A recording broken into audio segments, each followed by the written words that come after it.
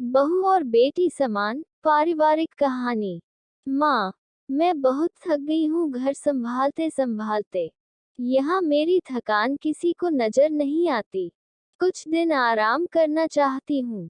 सोच रही हूँ कुछ दिनों के लिए अपने मायके आ जाऊं। आते हुए अपने बच्चों को भी साथ ले आऊंगी। वे वहीं से स्कूल चले जाएंगे। आखिर एक ही शहर में ससुराल और मायका होने का कुछ तो फायदा मिले। नम्रता ने फोन पर अपनी माँ से कहा। पार्वती जी ने दूसरी तरफ से कहा, हाँ बेटा, जब तेरी इच्छा हो आ जाना, आखिर ये तेरा भी तो घर है। ठीक है माँ, तो मैं कल ही आ जाऊंगी, नम्रता खुश होकर बोली। हाँ बेटा, कल आ जाओ, मैं तुम्हारा इंतजार करूंगी। अभी मैं फोन रखती हूँ, मुझे मंदिर भी जाना है।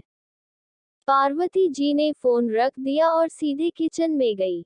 किचन में खाना बना रही बहू से बोली, अरे अनुपमा सुनो, कल तुम्हारी ननंद आ रही है। आज बाजार जाकर फल, सब्जी और मिठाइयाँ लेकर आना। बेचारी मेरी बेटी ससुराल में नौकरों की तरह काम करती है और उस पर कोई ध्यान ही नहीं देता। यहाँ आएगी, कुछ दिन रहेगी तो उसका मन और तबीयत अच्छे रहेंगे। सास के मुंह से ऐसी बातें सुनकर अनुपमा का चेहरा उतर गया। वह मन ही मन सोचने लगी, काश आपको मेरी थकावट भी नजर आती। मैं भी दिन रात झाड़ू पोछा, बर्तन, खाना बनाना, मार्केट जाना और हर वह काम करती हूँ जिससे हमारे परिवार वालों को कोई दिक्कत ना हो। काश आप मुझ पर भी ध्यान दे पाती। आपकी बेटी तो जब मन में आता है तब यहाँ आ जाती है, लेकिन मैं साल में एक बार ही अपनी माँ के पास जाती हूँ, तब भी आपको प्रॉब्लम होती है। मैं भी इंसान हूँ, मेरा भी मन है, मुझे भी लगता है अपने माँ के पास जाकर थोड़ा आराम करूँ, सुख दुख की दो चार बातें करूँ, अपना मन हल्का करूँ। भगवान, अब तुम ही कुछ करो ताकि मेरी सास की आंखें खुले और उसे मेरी थकावट भी नजर आए। शाम तक भगवान ने जैसे अनुपमा की सुन ली और उसकी ननंद का फोन आया। ननंद ने अपनी माँ से कहा कि उसकी सास ने उसे मायके आने के लिए मना कर दिया है, इसलिए इस बार वो नहीं आ सकती। पार्वती जी बोली, ऐसे कैसे मना कर दिया? पहले तो कभी वह तुम्हें आने के लिए नहीं रोकती थी। इस बार भला क्या हो गया? लाओ मेरी बात कराओ उनको, मैं समझाती हूँ। नम्रता ने फोन अपनी सास के पास दिया। पार्वती जी ने कहा, नमस्कार समधन जी, आपसे कुछ कहना था। समधन जी ने कहा, कहिए। दरअसल कल त्योहार है, इसलिए नम्रता अपने मायके आना चाहती है, अगर आप उसे भेज दे तो अच्छा रहेगा। नम्रता की सास ने कहा, देखिए समधन जी, आपकी बेटी मायके जाकर रहे, इस बात के लिए हमने उसे कभी नहीं रोका और इस बात से हमें कोई प्रॉब्लम भी नहीं है। कुछ दिनों पहले मैं अपने रिश्तेदार के यहाँ शादी में गई थी, वहाँ आपकी बहू अनुपमा की माता जी से मिलने का मौका मिला। उनसे गपशप करने के दौरान उनकी बातों से पता चला कि अनुपमा को साल में एक ही बार अपने मायके जाने को मिलता है और वह भी बहुत कम समय के लिए।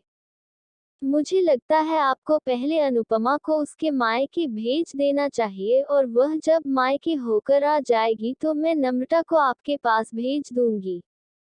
एक बहुत जरूरी बात है जो मुझे लगता है कि आपको समझ लेनी चाहिए कि आपको अपनी बहू को भी बेटी की तरह या बेटी से भी ज्यादा प्यार देना चाहिए। उसे भी मायके जाने की इच्छा होती होगी।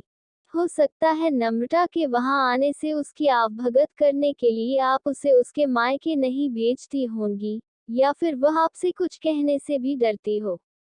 अगर आप उसको घर में ही कैद रखेगी तो एक दिन ऐसा आएगा जब वह आपके खिलाफ बोलने लगेगी। फिर वह आपकी सुनेगी भी नहीं और जब चाहे तब अपने मायके जाएगी। ऐसी परिस्थिति आए, इससे अच्छा है कि आप ही कुछ बदलाव अमल में ले आए जिससे आपका रिश्ता और रिश्ते की मिठास खराब ना हो। पार्वती को अपने समधन के हर एक शब्द में सच्चाई नजर आई। उन्हें महसूस हुआ कि उन्होंने अपनी बेटी के प्यार में अंधे होकर कभी भी अपनी बहू के मन का विचार नहीं किया। उन्होंने हमेशा ही अपनी बेटी को अपने बहू से ऊपर रखा। दूसरी तरफ नम्रता भी अपनी भाभी के बारे में हो रही इस बातचीत को सुन रही थी। उसने भी समझा कि वह कभी भी अपनी भाभी के साथ ठीक से बात नहीं करती और जब जब वह अपने मायके जाती है तो भाभी थोड़ी उदास रहती है। पार्वती जी ने अपनी बहू को बुलाया और उसे कहा कि अनुपमा कुछ दिनों के लिए नम्रता नहीं आने वाली है, इसलिए पहले तुम अपने मायके होकर आओ। ये सुनते ही अनुपमा का चेहरा खिल गया, क्योंकि यह पहली बार था जब उसकी सास ने सामने से उसे अपने मायके जाने के लिए कहा था। अगले दिन अनुपमा अपने मायके गई और इस बार 1-2 दिन नहीं, पूरे हफ्ते भर रहकर आई। अपने माँ बाप से, अपने रिश्तेदारों से मिलकर आई और जब वह लौटकर आई तो उसका चेहरा खिला हुआ था, उसकी आंखें चमक रही थी। अनुपमा के आने के बाद नम्रता भी अपने मायके आई और इस बार वो खुद सामने से अपनी भाभी से खुशी खुशी मिली और अच्छे से बात की। नम्रता ने अपनी माँ से बात करके उन्हें भी अच्छे से समझने में मदद की कि वह कहीं ना कहीं अनुपमा के साथ गलत व्यवहार कर रहे थे। दूसरी तरफ अनुपमा अपने ससुराल वालों के बदले व्यवहार से बहुत खुश थी। अब वह खुशी खुशी सबका ध्यान रखती और हर काम प्यार से करती। वह ध्यान रखती कि कोई भी ऐसी बात या काम ना करे जिससे घर में तनाव का माहौल पैदा हो।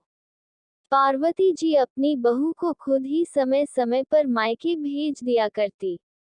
एक छोटे से बदलाव ने सास बहू और भाभी ननंद के बीच की कड़वाहट को दूर कर दिया और रिश्तों को और भी ज्यादा मीठा और मजबूत कर दिया।